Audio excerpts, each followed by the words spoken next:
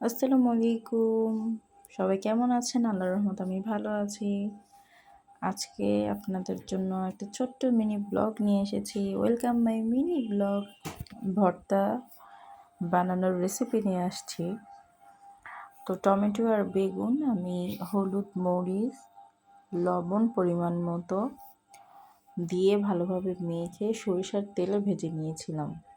তারপর কাঁচামরিচ, শুকনা মরিচ, পেঁয়াজ, লবণ ভালো করে মাখিয়ে নিয়ে ভাজা বেগুন আর টমেটো ডলে নিয়েছি ভালো করে।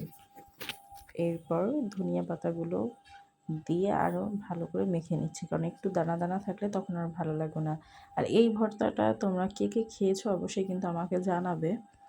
আমার কাছে এটা অনেক ভালো লাগে, একটু মাখো মাখো টাইপের হয় আর টেস্ট আসলেই খুব মজা। আমার প্রায় এটা খাওয়া হয়। আর তোমরা কেমন আছো, কোথা থেকে আমার ভিডিও দেখতেছো অবশ্যই কমেন্ট করে জানাবে। ভর দুপুরে এরকম গরম ভাতের সাথে ভর্তা মাখিয়ে খেতে খুবই ভালো লাগে। এই যে দেখো কালারটা কত সুন্দর আসছে। Thanks for watching. অবশ্যই আমার সাথে থাকবে, কমেন্ট করবে, শেয়ার করবে।